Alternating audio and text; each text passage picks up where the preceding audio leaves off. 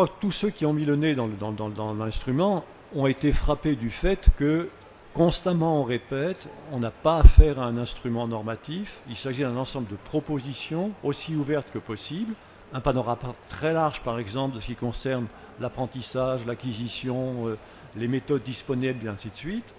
En même temps, et c'est une contradiction possible, du moins une tension possible, tout le monde a été aussi sensible au fait que apparaissait en quelque sorte une sorte d'orientation qui a été considérée comme nouvelle, ce qu'on a appelé la perspective actionnelle,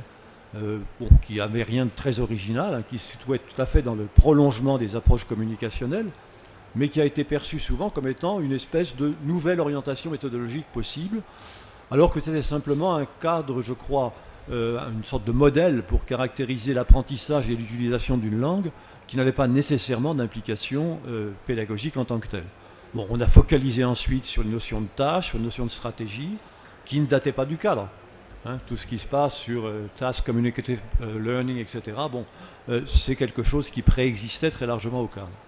Mais là, en tout cas, il y avait un lieu sensible, disons, de tension possible, de dérive possible, en ce qui concerne les usages.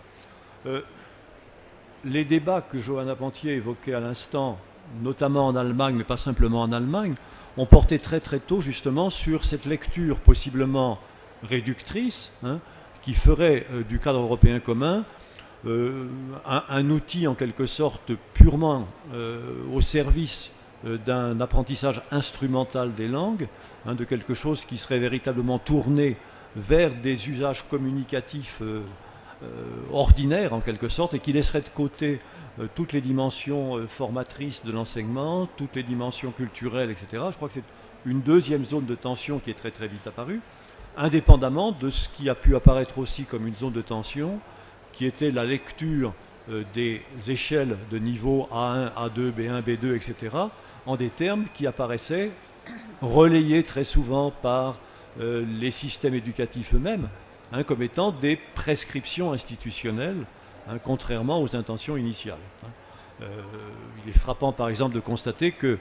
le cadre européen propose, dans le souci de diversification que j'évoquais tout à l'heure, des profils extrêmement variables, extrêmement modulables, lorsqu'on combine les différentes échelles les unes avec les autres, entre les capacités langagières, inégalement développées, etc. Et il est frappant de constater que dans la plupart des systèmes éducatifs, on s'en tient à une lecture horizontale, plate, par niveau, B2, A1, A2, etc., sans tenir compte du tout de tout ce que permet en fait le cadre en termes de diversification des profils, diversification des objectifs. Bon. Ambiguïté aussi en ce qui concerne les dimensions plurilingues. Il y a eu le souci constamment de valoriser justement tout ce qui était un développement du plurilinguisme, mais à l'évidence, ce n'est pas cet aspect-là qui a été le plus reçu dans l'impact en quelque sorte du cadre européen commun, peut-être parce que, s'agissant de ces dimensions plurilingues, les échelles de compétences, les niveaux de compétences qui étaient proposés ne proposent rien. Il n'y a pas d'échelle qui atteste en quelque sorte de ce que peuvent être les capacités d'usage effectivement plurilingue, par exemple d'alternance codique, de mixage, etc. de langues, dans le cadre européen tel qu'il existe. Même chose aussi pour cette activité sans doute très très fondamentale et qui aurait pu être exploitée de manière beaucoup plus forte, qui est l'activité langagière de médiation, qui donne lieu à un certain type de définition dans le cadre européen commun, à côté de la réception, de la production, de l'interaction. Il y a tout ce domaine de la médiation, mais qui n'a pas donné lieu à exploitation dans le cadre, ni vraiment au-delà, sinon assez légèrement depuis, disons, en termes d'une part d'essayer de voir comment tout ça peut s'évaluer, se décrire. Il y a des essais qui ont été faits par des collègues suisses récemment qui sont tout à fait intéressants, s'agissant de ce qu'on peut caractériser comme étant des formes d'appréciation des capacités de médiation. Et par ailleurs, il y a très très peu de travaux qui ont cherché à élargir cette notion de médiation au-delà de son aspect activité langagière pour aller dans le sens de tout ce qui est médiation culturelle, même si dans le cadre européen commun, il y avait cette dimension aussi qui était évoquée, de l'apprenant comme futur médiateur culturel, etc. Donc, ce que je voulais souligner ici, c'est qu'il y a eu à la fois des origines, disons, complexes du cadre européen commun, qui ont pesé de façon diverse suivant les contextes d'utilisation, dans certains cas, tout sur l'évaluation, dans d'autres, une attention plus grande portée aux dimensions plurilingues, etc. etc. Très souvent, une espèce d'absence de prise en compte des ouvertures pédagogiques autres que ce qui concerne les dimensions tâches et stratégies dans le cadre européen commun. Et puis, pointer aussi ce qui, dans l'instrument lui-même, au-delà de ses origines, pouvait prêter lieu à des lectures différentes, à des dérives différentes. Donc je crois qu'on en est là aujourd'hui, avec un souci peut-être de rééquilibrage, notamment du côté du Conseil de l'Europe même, et du côté des États membres, pour dire, bon ben, on n'a pas fait le tour du cadre jusqu'à présent, on en a utilisé un certain nombre de ressources. Il est clair que ça a bouleversé assez sensiblement le paysage européen et un petit peu au-delà aussi. Il est clair que ça pose des problèmes qui devraient être à chaque fois des problèmes de contextualisation très attentive.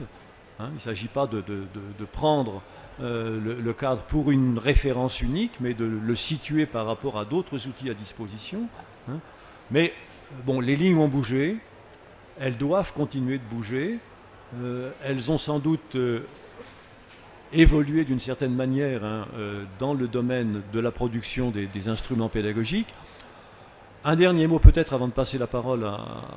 Meunier, l'idée que l'ambiguïté, elle a existé aussi au niveau du portfolio. Le portfolio a parfois été utilisé comme étant un instrument de recensement au début uniquement de ce que faisait l'école. Dans d'autres cas, et de plus en plus heureusement,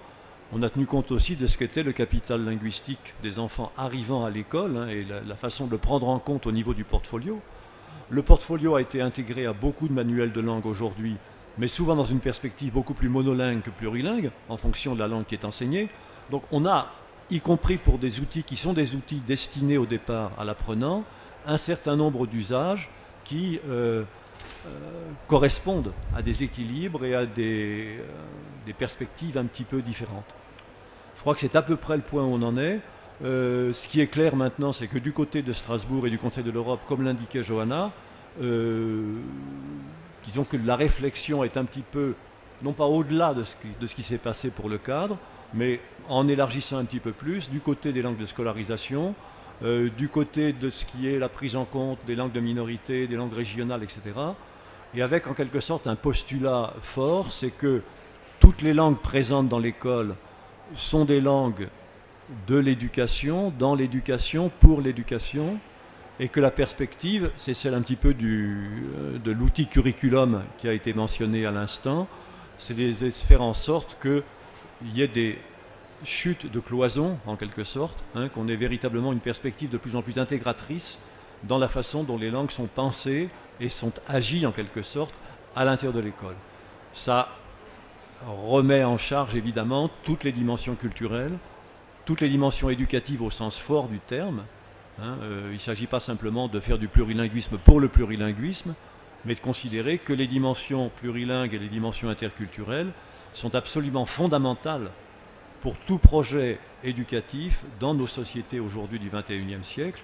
et qui a évidemment à aller bien au-delà du cadre et pas simplement à tourner autour dans cette perspective.